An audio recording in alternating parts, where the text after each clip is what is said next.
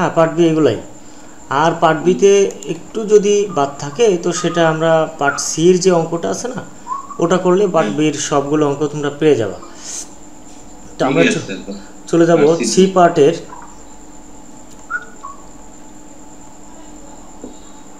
Part 3 বা part C যাই লিখো, পার্ট সি। হ্যাঁ, ওকে। এখানে বলছে, হ্যাঁ বলো ফয়সাল। শব্দ আছে তো, মিউট করো। হ্যাঁ, একটু মিউট করো, যার শব্দ আসছে সে মিউট করো। 8 নাম্বার এখানে দেখো বলছে following related to the colour of eyes of fathers and son, test the hypothesis, is there any relation between the eyes colours of the fathers and son. বলছে পিতা এবং পুত্রের মধ্যে যে চোখের যে রং, এটার মধ্যে তাৎপর্যপূর্ণ কোনো পার্থক্য আছে কি না সেটা আমাদের এখানে দেখাতে হবে। দেখো অঙ্কে, হ্যাঁ বলো। স্ক্রিন শেয়ার করা যায় না? অবশ্যই। তোমাদের কাছে নাই ওইটা? আছে, বার করতে। আচ্ছা, বিজনেস স্ট্যাটিস্টিক্সের শীটটা তো এখানে ছিল, কই গেল? হ্যাঁ, পেয়েছি।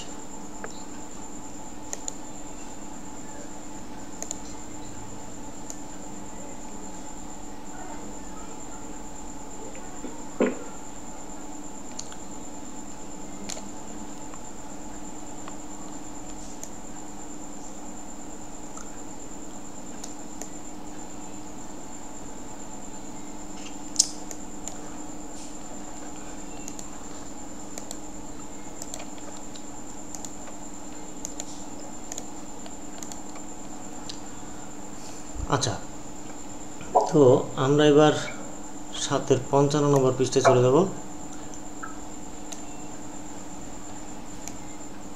সি পার্টের 8 নম্বর অঙ্ক। হ্যাঁ, 55 নম্বর পৃষ্ঠা।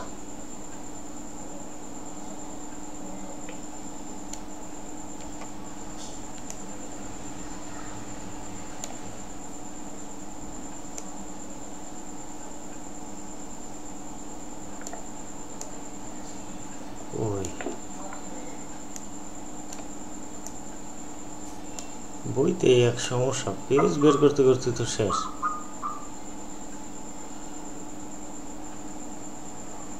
সমস্যাটা হ্যাঁ, সমস্যাটা হলে বাইর করতে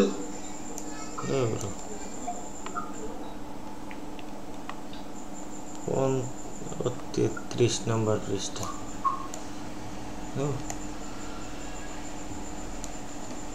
বইটা নেই তোমাদের কাছে? হ্যাঁ, বাইর করতে। সবাই একটু বই কেনো, বুঝছো? আসলে সব অনলাইনে হয় না, নিজেদের কিছু দরকার আছে। 32, এই যে 33, এই 8 নম্বর অঙ্ক। হ্যাঁ, আচ্ছা দেখো, দেখতে পাচ্ছ না? এবার দেখো বলছে following related to the colours of eyes of fathers and son, পিতা এবং পুত্রের চোখের যে রং তার একটা রিলেশন নিচে দেওয়া আছে। Test the hypothesis, is there any relation between the eyes colours of fathers and son. বলছে পিতা এবং পুত্রের চোখের যে রং তার মধ্যে কোনো তাৎপর্যপূর্ণ পার্থক্য আছে কি না সেটি আমাদের এখানে যাচাই করে দেখতে হবে। আচ্ছা, এখানে মূলত কাই-স্কোয়ার টেস্ট একটা কিন্তু হাইপোথিসিসের একটা পার্ট। হ্যাঁ, তো এখানে এটা কিন্তু কোনো অঙ্ক না, মূলত একটা অঙ্ক দেওয়া থাকে এখানে, সেটাকে যাচাই করতে হয়, টেস্ট করতে হয়। টেস্ট অফ হাইপোথিসিস বা কাই-স্কোয়ার টেস্ট। কাই-স্কোয়ার টেস্ট মূলত এটা একটা হাইপোথিসিস। হ্যাঁ, এখানে যেটা দেওয়া আছে, এখানে কিছু অ্যান্সার দেওয়া আছে, আমাদের টেস্ট করে দেখাতে হবে। এখন ধরা যাক তোমাকে আমি একটা অঙ্ক দিলাম, যে এটা ঠিক আছে কিনা একটু যাচাই করে দেখো। তোমাকে আমি একটা যোগ করে বললাম যে 2 + 2 = 4, 2 + 2 = 4। হ্যাঁ, অঙ্কটা আমি তোমাকে বললাম, তুমি একটু যাচাই করে এবার টেস্ট করে দেখো তো এটা ঠিক আছে কিনা। তুমি আমাকে কি উত্তর দেবে বলো? Yes or no. এর অ্যান্সারটা এরকম হয় না যে হ্যাঁ স্যার ঠিক আছে, অথবা নো স্যার এটা ঠিক নেই, এই তো হবে অ্যান্সার। ধরো আমি তোমাকে বললাম যে এই 2 + 2 = 4, এই জরিপটা ঠিক আছে কিনা তুমি আমাকে কিন্তু উত্তর দেবে হয় হ্যাঁ অথবা না, দুইটা ভাবে আমাকে উত্তরটা দিতে পারো, তাই তো? তো এই যে টেস্টের ক্ষেত্রে উত্তরটা সবসময় এটাই হয় হ্যাঁ অথবা না, ঠিক আছে না? খেয়াল করো, কথা বলো না, অঙ্কটা একটু ভালো করে বোঝো। দেখো এখানে কিন্তু আমাদের একটা অ্যান্সার দেওয়া, এইগুলো কিন্তু সবই অ্যান্সার। কীরকম? Colour of eyes, father black, আর এখানে আছে কি ব্লু, আর এখানে আছে টোটাল, তাই তো? এখানে ব্ল্যাক কতজন আছে? 230 জনের চোখের রং আছে ব্ল্যাক, আর ব্লু আছে 248 জনের, টোটাল আছে 337 জনের। জাস্ট এখানে একটা কন্টিনজেন্সি টেবিল দেওয়া আছে, আর কন্টিনজেন্সি টেবিল মানে তো তোমরা বোঝো যে সকল তথ্য তার মধ্যে দেওয়া আছে। আমাদের করে যাচাই করে দেখতে হবে যে এটা তাৎপর্যপূর্ণ কিনা, পিতা এবং পুত্রের যে রঙটা তাৎপর্যপূর্ণ কিনা। এখন এই জাতীয় যাচাই বা নমুনা যাচাই করার সময় সর্বপ্রথম আমাদের যেটা করতে হয়, একটা নাস্তি কল্পনা করে নিতে হয়, একটা না বোধক পরিকল্পনা করেই আমাদের অঙ্কটা করতে হয়। সেটা কেমন? আমাদের অঙ্কে দেখো বলছে following relation to the colours of eyes of father and সন, যে পিতা এবং পুত্রের যে চোখের যে রং। হ্যাঁ বলো।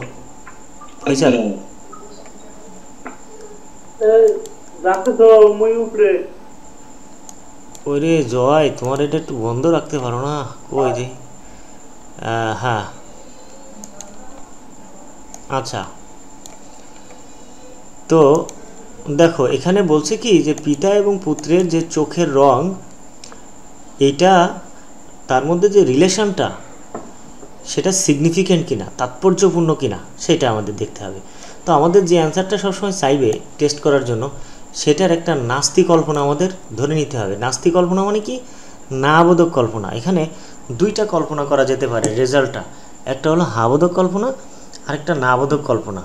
এখন হাবোধক কল্পনাটা কি?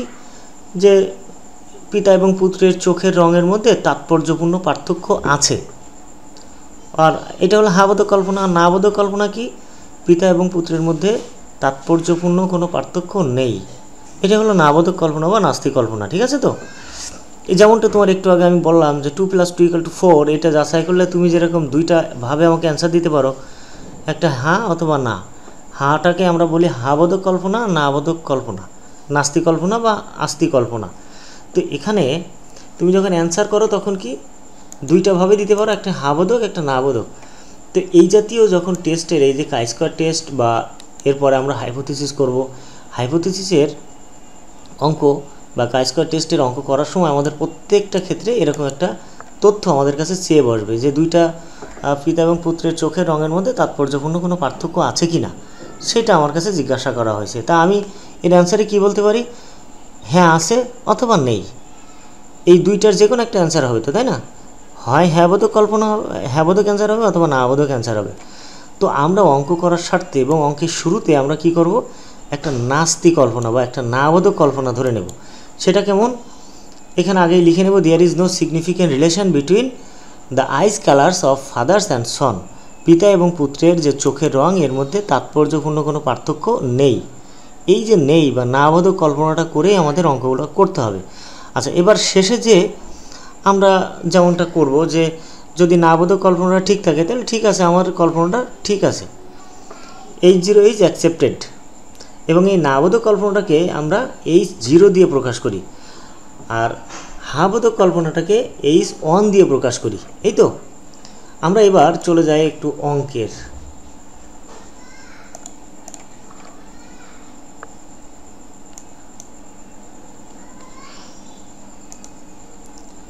অঙ্কে চলে যাই আমরা।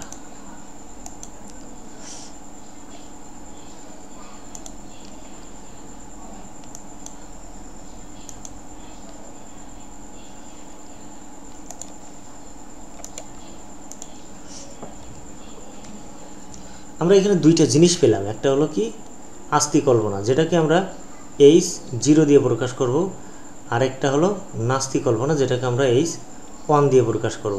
ঠিক আছে, একটা আস্তিক কল্পনা এবং আরেকটা হলো নাস্তিক কল্পনা। ঠিক আছে, এখন আমাদের এই কল্পনাটা আমরা প্রথমে না বোধক একটা কল্পনা ধরে নেই, সেটা সত্য হতেও পারে নাও হতে পারে। আমাদের এখানে মূলত তো মানে টেস্ট করতে বলছে, যাচাই করতে বলছে, তো আমরা প্রথমে সেটাই লিখে নেব যে late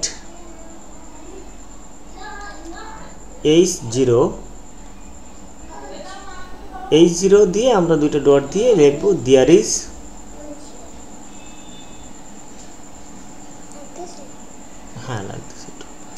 there is no significant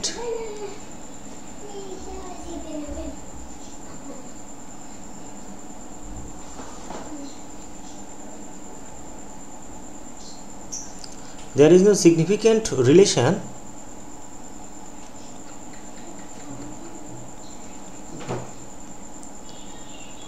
between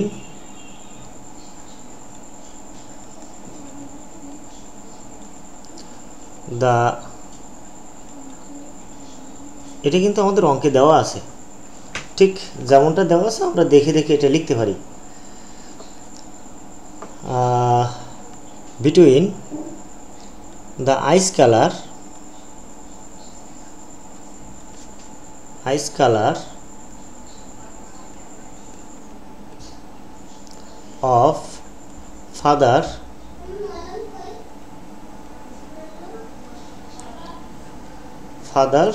and son, ঠিক আছে? অর্থাৎ পিতা এবং পুত্রের চোখের রঙের মধ্যে তাৎপর্যপূর্ণ কোনো পার্থক্য নেই, আমরা সেটা ধরে নিলাম। আমাদের এই ধরাটা সত্য হতেও পারে, নাও হতে পারে। তো আমরা ধরে নেব, আমাদের অঙ্কের স্বার্থে আমরা প্রথমেই ধরে নেব যে দুইটার মধ্যে কোনো তাৎপর্যপূর্ণ পার্থক্য নেই। There is no relation between x and y, যেটা থাকে সেটা আমরা ধরে নেব। নিয়ে এবার আমাদের অঙ্কে চলে যেতে হবে। আমাদের এখানে দেখো একটা কন্টিনজেন্সি টেবিল অঙ্কে দেওয়া আছে, উপরে দেওয়া আছে কালার্স অফ আইস ব্ল্যাক আর ব্লু, পাশে ব্ল্যাক আর ব্লু, টোটাল আমাদের এখানে টোটাল মানটান সব কিছু দেওয়া আছে। সো আমাদের আর কন্টিনজেন্সি টেবিল এখানে করার দরকার নেই, আমরা একবারে এখানে অবজার্ভ ফ্রিকোয়েন্সিটা লিখতে পারি। সো আমরা এখানে লিখব হিয়ার অবজার্ভ ফ্রিকোয়েন্সি কি আছে এখানে,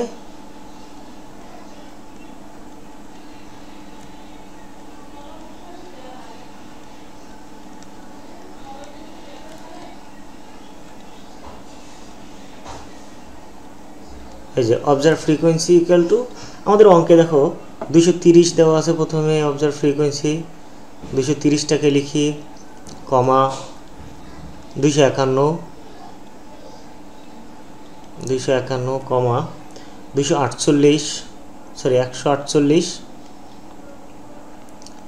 কমা দিব 371। এই চারটা অবজার্ভ ফ্রিকোয়েন্সি আমাদের দেওয়া আছে। আমরা এখান থেকে এক্সপেক্টেড ফ্রিকোয়েন্সিটা বের করব, আমাদের প্রত্যাশিত যে ফ্রিকোয়েন্সিটা। সো আমরা এখানে লিখব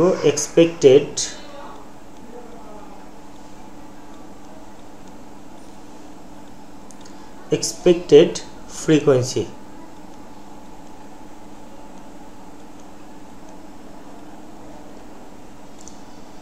আচ্ছা, এক্সপেক্টেড ফ্রিকোয়েন্সিটা আমরা আগের দিন বের করছিলাম, তাই না?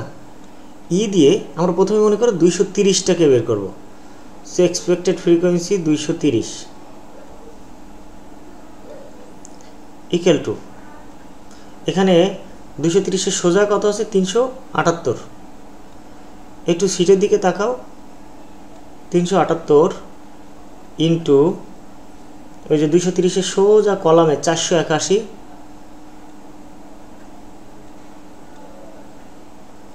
বাই টোটাল মান হলো 1000। ব্যাস, যেটা আসবে এখানে সেটা আমাদের প্রত্যাশিত ফ্রিকোয়েন্সি। ঠিক একইভাবে আমরা এখানে লিখতে পারি ই কত আছে? 251। সো এখানে 251টা নেব ইকুয়াল টু, ঠিক উপরে গুণ হবে 251, সোজা আছে 622। সো আমরা এখানে লিখে নেব 622 ইন্টু সোজা ওই যে 251 নিচে 481 ডিভাইডেড হচ্ছে এখানে 1000।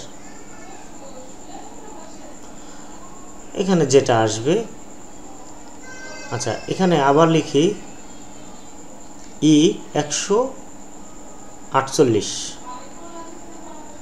এই যে ছকে আমাদের কন্টিনজেন্সি টেবিলের 148-এর সোজা কলামে কত ছিল, এটা কিন্তু আগের দিন আমরা বের করছি, তোমাদের মনে আছে তো? স্যার জি, কি সমস্যা? হ্যাঁ হ্যাঁ,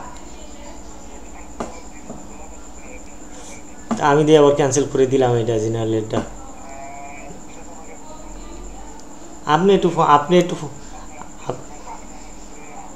আপনি একটা ফোন দিয়ে তাহলে জিনার আবার একটু বলে দেন যে আপনারা দিয়ে দেন।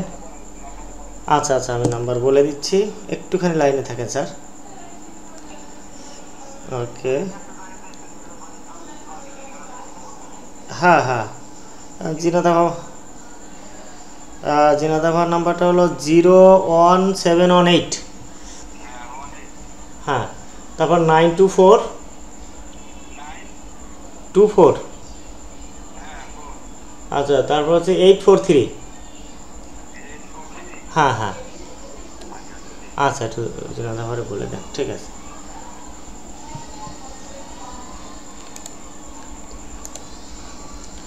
হ্যালো, এই তোমরা আছো তো সবাই?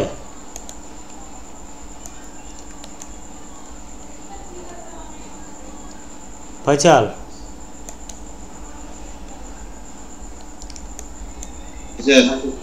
তোমরা আছো তো? জি, ওকে। তো এবার এখানে দেখো, এই যে আমাদের 248 না, তো 248 থেকে আমাদের যেটা দেখতে হবে 148 সোজা কলামে আছে কত টোটাল 378, তাহলে এখানে থাকবে হচ্ছে 378, হ্যাঁ, ইন্টু 148 সোজা 519, আর নিচে থাকবে হচ্ছে 1000 ইকুয়াল টু, তারপর হচ্ছে 371। অঙ্কটা কিন্তু একেবারে খুবই ইম্পর্টেন্ট, একেবারে 100% পরীক্ষায় আসার মতো এই জাতীয় অঙ্কই কিন্তু পরীক্ষায় আসবে। সো একটা অঙ্ক একটু ভালো করে যদি তোমরা শিখে নিতে পারো তাহলে বাকি অঙ্কগুলো সব নিজেরাও করতে পারবা, ঠিক আছে ভাই? 519, আচ্ছা, নিচে হচ্ছে 1000। তাহলে এখানে আমাদের কত আসবে এক্সপেক্টেড ফ্রিকোয়েন্সি, একটুখানি দেখো তো। এটা আসবে হচ্ছে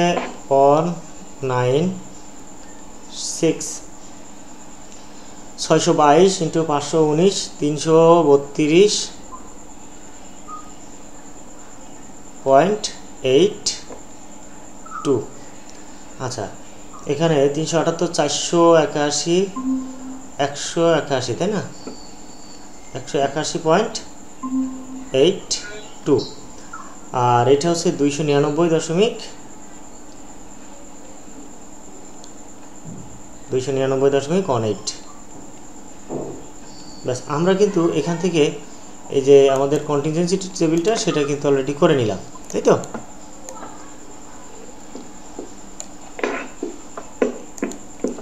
কন্টিনজেন্সি টেবিল থেকে আমরা এই মানে আমাদের এই যে এক্সপেক্টেড ফ্রিকোয়েন্সি সেটা করে নিলাম। এইবার আমরা চলে যাব আমাদের একটা এক্স স্কোয়ার টেবিলে। সো এখানে আমরা একটু লিখব এক্স স্কোয়ার টেবিল। এই কাই স্কোয়ার টেস্টের আরেকটা নামই হচ্ছে X square table, X square test. Chi square টেস্টের আরেকটা নাম কি? এক্স স্কোয়ার টেস্ট, ঠিক আছে? মনে রাখতে হবে আমাদের।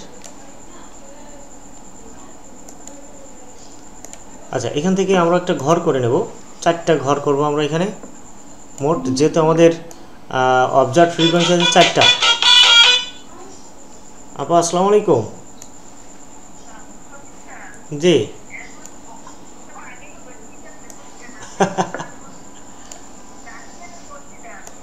আচ্ছা আচ্ছা আচ্ছা আচ্ছা, ঠিক আছে ঠিক আছে ঠিক আছে আপা, ঠিক আছে, না সমস্যা কিসের, ঠিক আছে ঠিক আছে আপা, জি।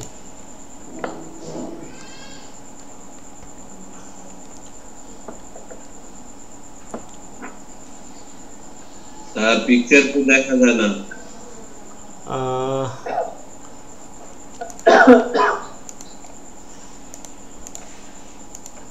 আচ্ছা, তো এবার ও মাইনাস ই ও মাইনাস ই তার স্কোয়ার, এটা এই 5টা ঘর করতে হবে এখানে আমাদের। হ্যাঁ,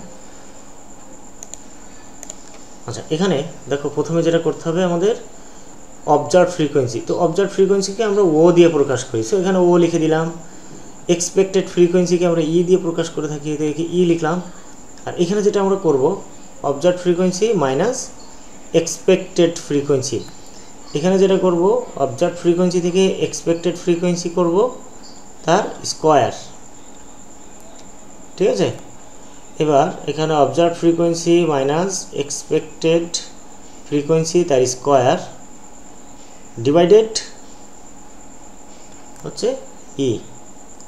এই মানগুলো আমাদের দরকার, ঠিক আছে। এখন অবজার্ভ ফ্রিকোয়েন্সি কি কি আছে আমাদের দেখো তো। প্রথম ছিল কি 230, মনে আছে? এই যে দেখো অঙ্কে আমরা এই যে অবজার্ভ ফ্রিকোয়েন্সি 230, এই যে দেখো এখানে অবজার্ভ ফ্রিকোয়েন্সি আছে 230, 151, 148, 371। আমরা জাস্ট এই অবজার্ভ ফ্রিকোয়েন্সিগুলো লিখে নেব। তো এখানে 230,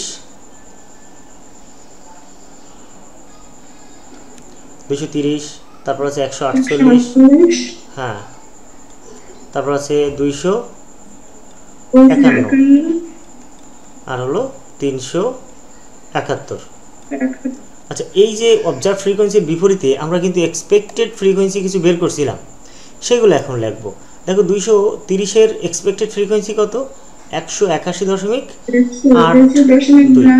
হ্যাঁ, সো 181.82। হ্যাঁ, তারপর 148-এর হলো 196, সো 196।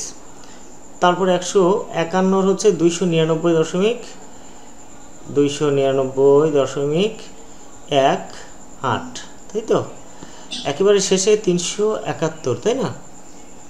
আচ্ছা 322.82। তাহলে এই অবজার্ভ ফ্রিকোয়েন্সি আর এক্সপেক্টেড ফ্রিকোয়েন্সিটা কিন্তু আমাদের প্রথমে বের করে নিতে হবে। এবার এটা আমরা বিয়োগ করে করে এখানে বসাবো। তো দেখো 230 থেকে যদি আমরা 118 বিয়োগ করি, 230 মাইনাস হলো 181.82 ইকুয়াল টু 48.18। সো আমরা এখানে সেটাই লিখি। দেখো 48.18। আচ্ছা এটাও তাই, কিন্তু এটা হবে মাইনাস 48.18, আর এটাও তাই মাইনাস 48.18। সেমভাবে এখানে 48, এটা প্লাস হবে 48.18। ব্যাস আমাদের কিন্তু এখানে যতগুলো মান আছে আমরা বের করে নিলাম। এবার একে স্কোয়ার করবো। দেখো এখানে ও মাইনাস ই তার স্কোয়ার আমাদের বের করতে হবে। সো আমি একটা করে দেখি, 48.18, তাই তো। এই যে 18 তার স্কোয়ার কত থাকবে? 2321.31। সো আমরা সেটাই লিখবো এখানে 2321 না, 2321.31। হ্যাঁ, তো সবগুলো একই আসবে, মাইনাসগুলো উঠে যাবে। 2321.31, 2321.31। সেমভাবে 2321.31, এই তো। আচ্ছা এবার আমরা এখান থেকে ও মাইনাস জি তার স্কোয়ার ডিভাইডেড ই, তো এটা আমরা ই দিয়ে যদি এটাকে ভাগ করি তাহলে এখানে আসবে 12.77। তারপর হচ্ছে 11.83, তারপর হলো 7.76, তারপর হচ্ছে 7.19। সামেশান আমরা এবার এটাকে যোগ করে ফেলবো, সেটা হলো ও মাইনাস ই তার স্কোয়ার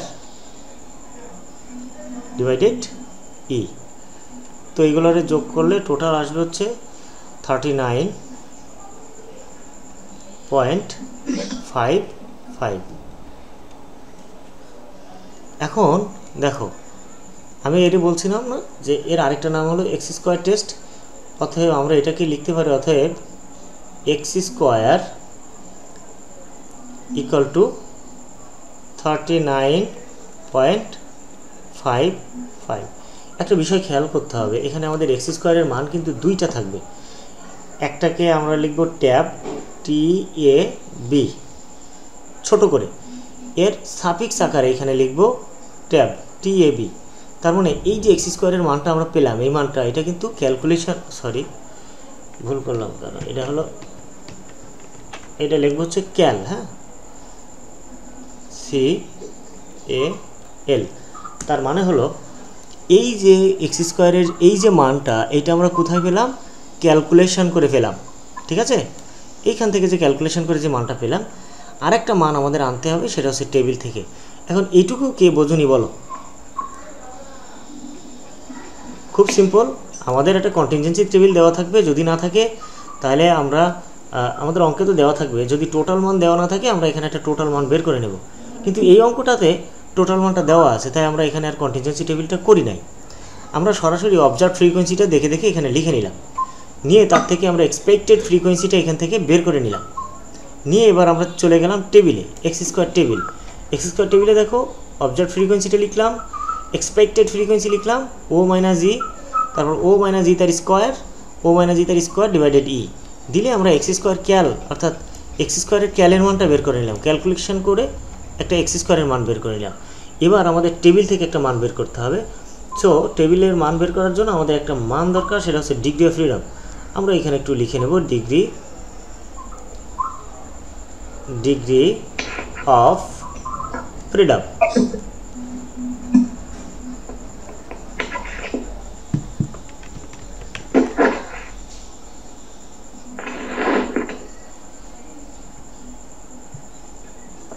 DF। আচ্ছা, ডিগ্রি অফ ফ্রিডম মানে এটাকে আমরা জাস্ট DF দিয়ে আমরা প্রকাশ করব। এখন degree of freedom equal to হবে কি, এর সূত্র হলো R minus 1 into C minus 1, ঠিক আছে?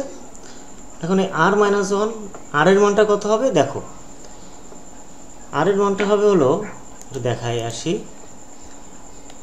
এখানে আর এর মান হবে হচ্ছে এই যে এটা,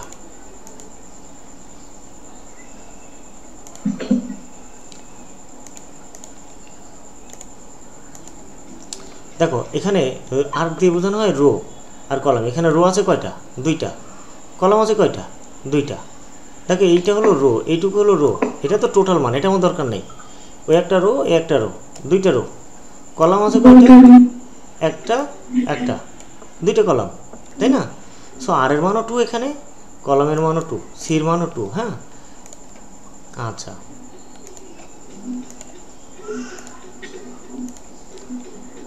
তো এবার আমরা এখানে লিখতে পারি আর মাইনাস 1 ইন্টু সি মাইনাস 1, তো সো এখানে 2 মাইনাস 1 ইন্টু সির মানও 2 minus 1 equal to 1 into 1 equal to এখানে আসবে 1।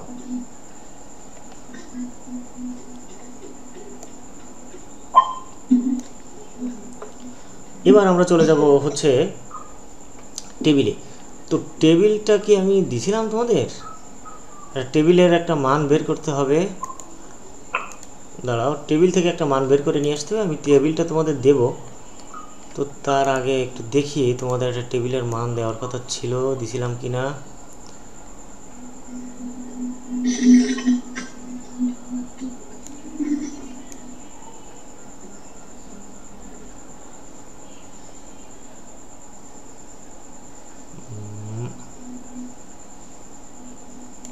আচ্ছা, আমি এখনই দিচ্ছি তোমাদের।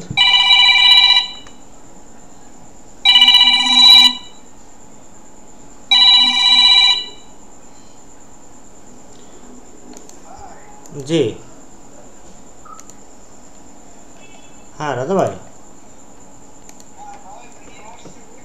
আচ্ছা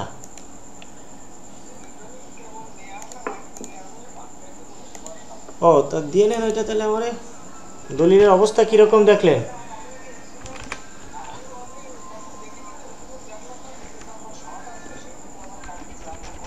কি কি কাগজ? হ্যাঁ হ্যাঁ, তো দেন। আচ্ছা ও,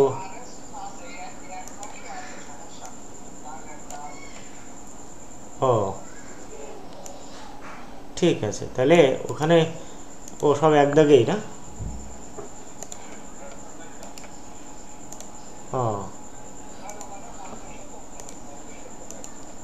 আচ্ছা ঠিক আছে দাদা ভাই, তাহলে আমি আপনারে একটু পরে আমি কথা বলতেছি। হ্যাঁ, একটু পরে আমি ফোন দিচ্ছি। হ্যাঁ, আমি একটু কাজ সারি তারপর ফোন দিচ্ছি। ঠিক আছে। আচ্ছা, তোমাদের আমি একটা দেখো টেবিলের একটা লিঙ্ক দিয়ে দিয়েছি, বুঝছো? তোমরা লিঙ্কে ক্লিক করলে একটা টেবিল ডাউনলোড হবে। আমি তোমার টেবিলটা এখান থেকে দেখাচ্ছি, দেখায় তারপরে তোমরা করতে পারবে টেবিলটা দেখালে। দেখো এই হলো টেবিল। হ্যাঁ,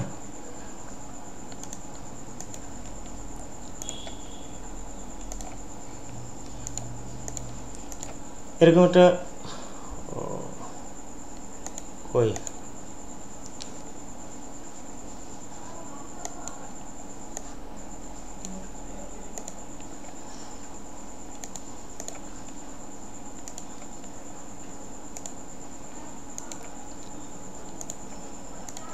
দেখো এই হলো টেবিল।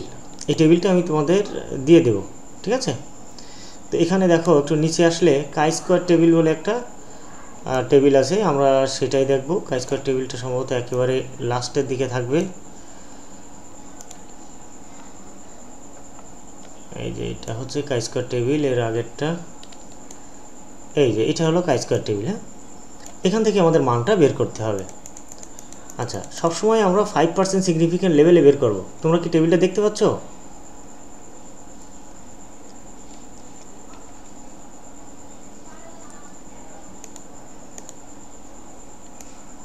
ফয়সাল, টেবিলটা কি দেখতে পাও? আচ্ছা, তো এখানে দেখো এই যে টেবিলটা আমাদের সামনে আসছে না,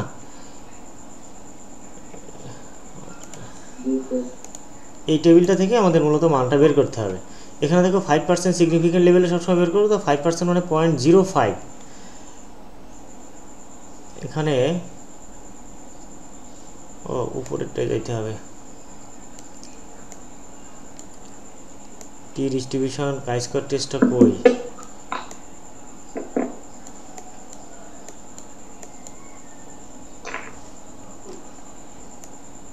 এই টোটাল টেবিলটা তোমাদের কিন্তু ইসে নিতে হবে, ঠিক আছে? মানে তোমরা হলে নিয়ে যেতে পারবা টোটাল একটা বড় একটা টেবিল। তো এটা আমি তোমাদের একটুখানি টেবিলটা দেখাই। আচ্ছা, এখানে দেখো 0.05 একটা মান আছে, দেখতে পাচ্ছ কি না? আর এখানে হচ্ছে 1 পয়েন্ট, আমাদের এখানে আসছে 1। তো যেহেতু 1 আসছে, আমরা এই পাশ দিয়ে ডিগ্রি অফ ফ্রিডম কত আছে আমাদের?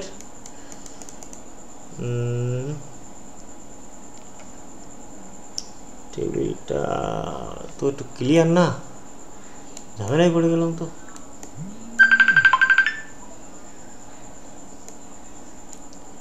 ক্লিয়ার টেবিলটা হইলে আমার জন্য একটু সুবিধা ছিল। টেবিলটা দেখো ক্লিয়ার, ডিগ্রি অফ ফ্রিডম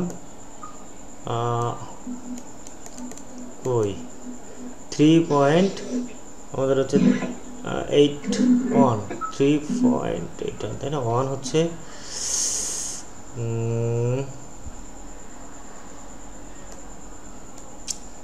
আসলে এটা খুব একটা স্পষ্ট না, বুঝছো? এই জন্য দেখতে কষ্ট হয়ে যাচ্ছে আমার।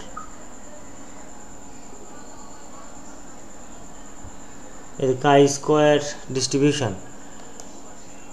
আচ্ছা, এখান থেকে দেখো আমি একটু বোঝানোর চেষ্টা করি তোমাদের, তাইলে পারবা।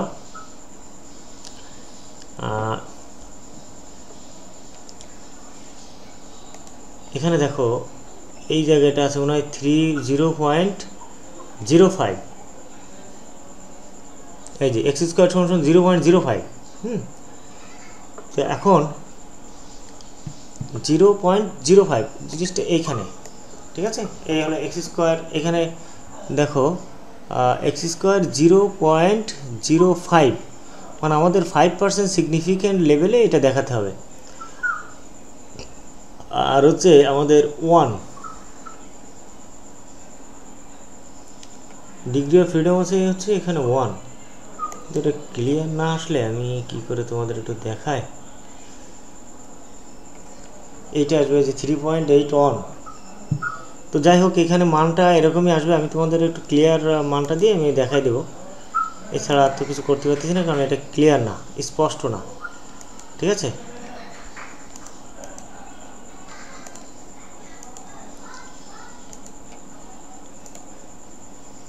আমি তোমাদের কালকের এর একটা স্পষ্ট একটা মান তোমাদের দেখানোর চেষ্টা করব, তাহলে ইজি হয়ে যাবে। তো এখন টেবিল থেকে আমরা যে মানটা পেলাম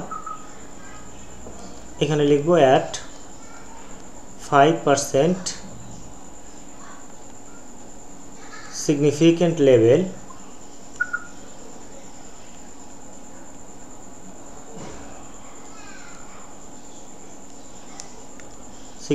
level হ্যাঁ এক্স স্কোয়ার ট্যাব, তার মানে এখানে যে মানটা পেলাম টেবিল থেকে একটা মান, সেটা হচ্ছে 3.814। এবার আমরা লিখব as x square tab.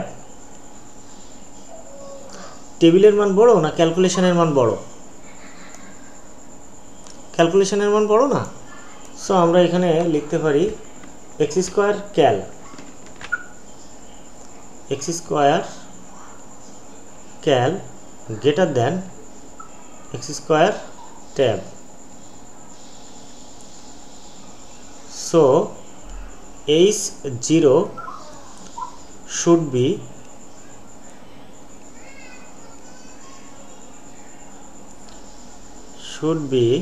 rejected, হ্যাঁ।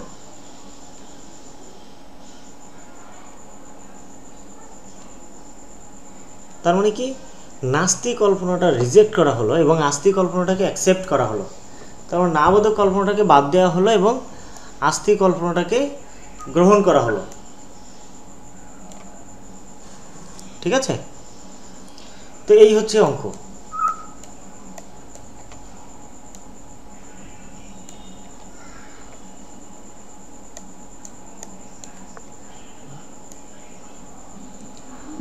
কারোর কোনো প্রশ্ন থাকলে আমাকে বলো। আচ্ছা দেখো, আমাদের প্রথমে যদি কোনো কন্টিনজেন্সি টেবিল আমাদের অঙ্কে দেওয়া থাকে, তো সেক্ষেত্রে আমরা ওই কন্টিনজেন্সি টেবিলটা এখানে লিখব। লিখে যদি আমাদের টোটাল মানটা দেওয়া না থাকে, ওই কন্টিনজেন্সি টেবিলের লাস্টে একটা টোটাল মান আমরা বের করে নেব এখানে, ঠিক আছে। ঠিক এইভাবে এই যে টোটাল মানটা আমরা বের করে নেব। আর যেহেতু টোটাল মান আমাদের এই অঙ্কের ক্ষেত্রে টোটাল মানগুলো দেওয়া আছে, তাই আমরা কিন্তু এই কন্টিনজেন্সি টেবিলটা আর বের করলাম না, ঠিক আছে। আমরা সরাসরি প্রশ্ন থেকেই অঙ্ক শুরু করতে পারবো। তো প্রশ্ন থেকে আমরা প্রথমে নাস্তিক কল্পনাটা ধরে নেব। দেখো এখানে আমাদের হ্যাঁ ধরে নিলাম যে H0 equal to there is no significant relation between two eyes colors of fathers and son, যে পিতা এবং পুত্রের মধ্যে কোনো তাৎপর্যপূর্ণ পার্থক্য নেই চোখের কালারের, ঠিক আছে। এই নাস্তিক কল্পনাটা প্রথম কাজ হবে আমাদের ধরে নেওয়া। এরপর দেখো আমরা এখানে অবজার্ভ ফ্রিকোয়েন্সিটা লিখছি। অবজার্ভ ফ্রিকোয়েন্সিটা কোথায়? আমাদের অঙ্কে দেওয়া আছে। দেখো অঙ্কে 4টা মান দেওয়া আছে ছকে, ওই যে অঙ্কে যে কন্টিনজেন্সি টেবিলটা দেওয়া আছে ওখান থেকে আমরা এই অবজার্ভ ফ্রিকোয়েন্সিগুলো লিখে নিলাম। এবার এই অবজার্ভ ফ্রিকোয়েন্সির বিপরীতে এগেনস্টে আমাদের কি কি আছে, এক্সপেক্টেড ফ্রিকোয়েন্সিটা বের করলাম। দেখো প্রত্যেকটার জন্য আলাদা আলাদা প্রত্যাশিত ফ্রিকোয়েন্সি, এক্সপেক্টেড ফ্রিকোয়েন্সিটা আমরা এখান থেকে কিন্তু বের করে নিয়েছি। দেখো 148 ছিল আমাদের অবজার্ভ ফ্রিকোয়েন্সি, এই 148-এর বিপরীতে আমাদের প্রত্যাশিত ছিল কত? 196। ঠিক একইভাবে 371 প্রত্যাশিত ছিল, 371-এর অবজার্ভ ফ্রিকোয়েন্সি, আর আমাদের প্রত্যাশিত ছিল কত? 332, ঠিক আছে। এই প্রত্যাশিত বা এক্সপেক্টেড ফ্রিকোয়েন্সিগুলো যখন আমরা বের করে নেব, এরপরে আমরা চলে যাব এক্স স্কোয়ার টেবিলে আমাদের এরকম একটা টেবিল করে নিতে হবে, যেমনটা আমরা এখানে করছি। ঠিক আছে, এই টেবিলটা করে আমরা এখানে টেবিলে দেখো এই অবজার্ভ ফ্রিকোয়েন্সি বের করবো, এক্সপেক্টেড ফ্রিকোয়েন্সি ও মাইনাস জি তার স্কোয়ার এবং ও মাইনাস জি তার স্কোয়ার ডিভাইডেড ডি। প্রত্যেকটা অঙ্কে কিন্তু এরকম একটা টেবিল আমাদের অবশ্যই করে নিতে হবে। ঠিক আছে, আচ্ছা এবার আমাদের কাজ হবে কি এই টেবিলটাকে ক্লিয়ার করা। অবজার্ভ ফ্রিকোয়েন্সি, এক্সপেক্টেড ফ্রিকোয়েন্সি ও মাইনাস জি করে নেব এবং ও মাইনাস জি তার স্কোয়ার, আর লাস্টে ও মাইনাস জি তার স্কোয়ার দিয়ে তাকে ই দিয়ে ভাগ করে ব্যাস আমরা এক্স স্কোয়ার ক্যালের মানটা বের করে নিলাম। ঠিক আছে, এবার ডিগ্রি অফ ফ্রিডম ডিএফ। তো ডিগ্রি অফ ফ্রিডম আমরা ডিএফটা নেব R minus one into C minus one. R মানে হচ্ছে আমাদের কয়টা কলাম আছে, ওই যে একটু আগে আমি যেটা দেখাইছিলাম আমাদের যে কন্টিনজেন্সি টেবিলে আর এর মান কয়টা আছে এবং সির মান কয়টা আছে সেটা আমরা একটু বের করে নিলাম। নিয়ে আমাদের এখানে ডিগ্রি অফ ফ্রিডমটা বের করতে হবে। ডিগ্রি অফ ফ্রিডমটা কিন্তু মূলত আমাদের ওই ছকে এই যে টেবিলের মানটা বের করি না, এক্স স্কোয়ার টেবিলের মান, এই টেবিলের মানটা বের করার জন্যই প্রয়োজন।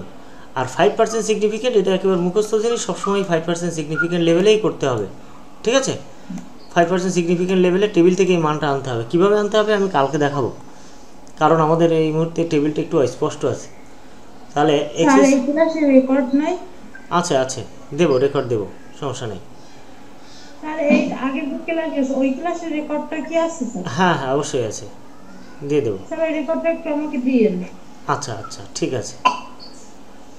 এবার দেখো এক্স স্কোয়ার ক্যাল এবং এক্স স্কোয়ার ট্যাব, এই যে টেবিলের থেকে যদি ক্যালকুলেশনের মানটা বড় হয়ে যায় তাহলে আমাদের এই যে আমরা প্রথমে যে নাস্তিক কল্পনাটা ধরে নেই না, এটাকে রিজেক্ট করতে হবে, অর্থাৎ না বোধক যে কল্পনাটা আমরা ধরে নিলাম সেটাকে বাতিল করতে হবে, হ্যাঁ বোধক কল্পনাটা গ্রহণ করতে হবে।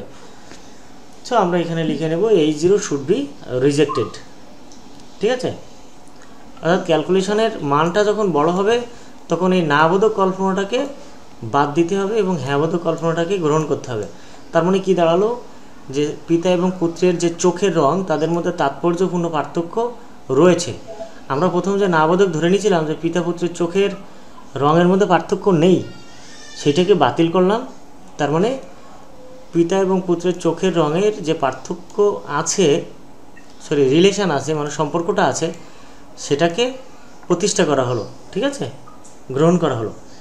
এই হচ্ছে মূল অঙ্ক। আমি একটু যদি তোমাদের এটা অঙ্কটা উঠানো হয়েছে সবার,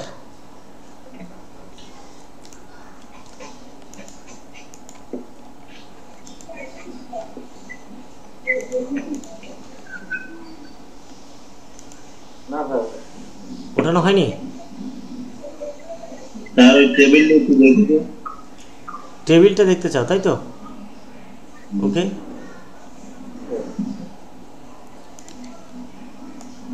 হ্যাঁ বলো, টেবিলের কোনো প্রশ্ন?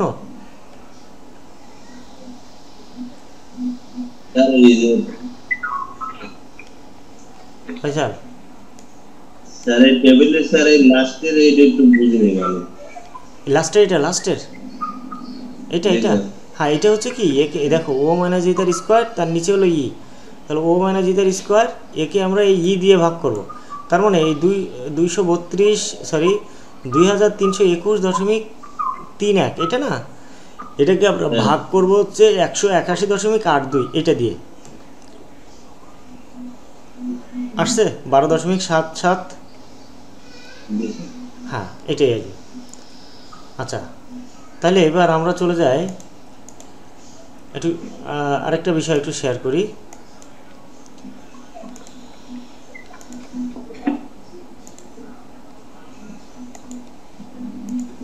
দেখো এখানে এই অঙ্কটাই ঠিক এভাবেই দেওয়া আছে। আমরা যদি এই অঙ্কটার দিকে একটু তাকাই, এখানে দেখো প্রথমে আমাদের এই যে কন্টিনজেন্সি টেবিলটা দেওয়া আছে না, এই জন্য আমরা আর আমাদের খাতায় এই কন্টিনজেন্সি টেবিল করলাম না। এখানে there is no significant difference between the colour eyes of fathers and son, এই যে কথাটা এটা আমরা এখান থেকে দেখে লিখতে পারি। Following relation between the colour eyes of fathers and son, পিতা এবং পুত্রের চোখের রঙের কোনো তাৎপর্যপূর্ণ পার্থক্য আছে কি না, রিলেশনটা কেমন, হ্যাঁ সেইটা। তো আমরা নাস্তিক কল্পনা ধরে নিলাম, এই যে H0 there is no significant difference between eyes colours of father and সন।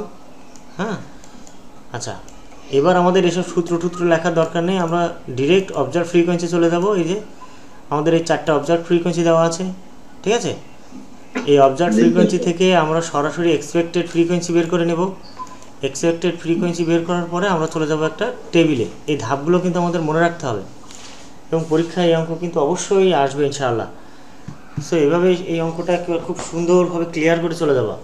তো এখন আমরা এখানে দেখো অবজার্ভ ফ্রিকোয়েন্সি এক্সপেক্টেড ও মাইনাস জি তার স্কোয়ার ডিভাইডেড ই দিয়ে আমরা এখানে এক্স স্কোয়ারের মানটা বের করে নেব। হ্যাঁ, এবার এখানে R minus one into C minus one, R minus one into C minus one. এবার হচ্ছে কি দেখবো যে এই ক্যালকুলেশনের মান বড় হচ্ছে না এই টেবিলের মান বড় হচ্ছে।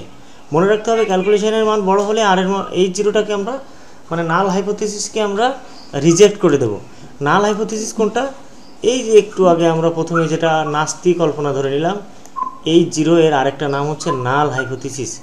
এই নাল হাইপোথিসিসকে এই জিরো দিয়েই প্রকাশ করা হয়ে থাকে। হ্যাঁ, ওকে। এবার আমরা চলে যাব হচ্ছে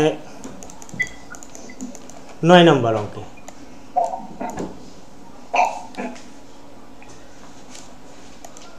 স্যার হ্যাঁ, স্যার এই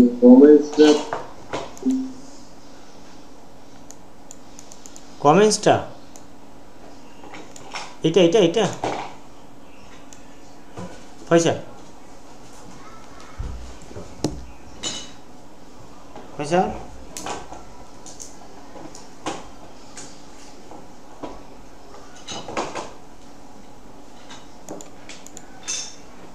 ও শেষ, আবার করতে হবে না?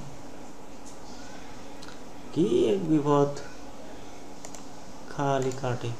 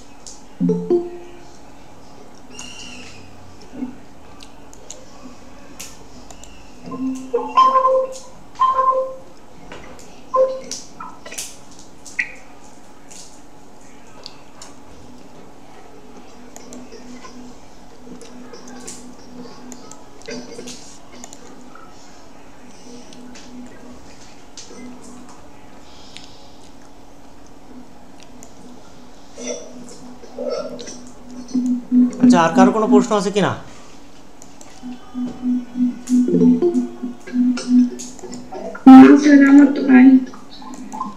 ওকে ফয়সাল, আর কোনো প্রশ্ন আছে?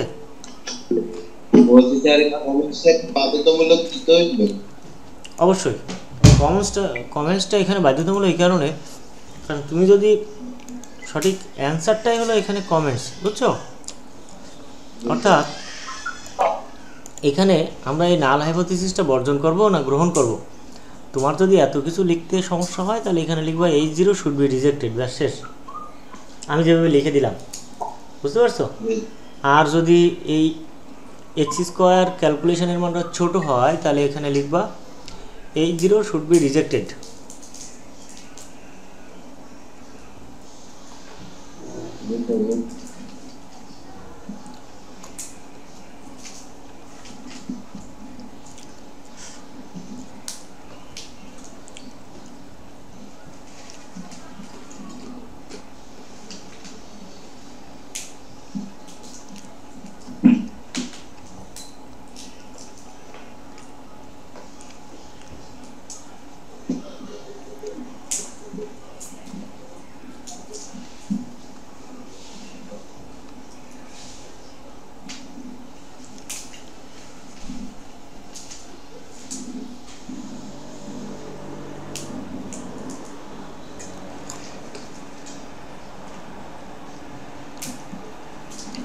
আর কারোর কোনো প্রশ্ন আছে কি না?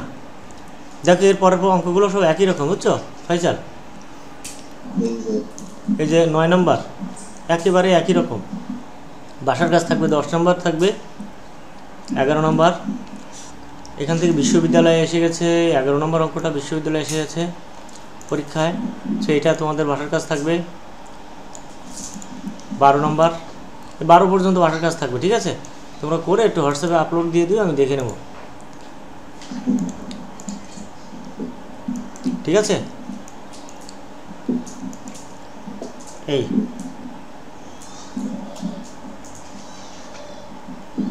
তাহলে থাক আজকে এই পর্যন্ত। 9 থেকে 12 বলো। হ্যাঁ 9 10 থেকে 12। স্যার ওই ক্লাস ভিডিওটা দিচ্ছেন আর ওই পার্টের কিছু গুরুত্বপূর্ণ কোশ্চেন ওইগুলো দিবেন। আচ্ছা আচ্ছা ঠিক আছে, দিয়ে দেবো, আজকেই দিয়ে দেবো ইনশাল্লাহ। ওকে।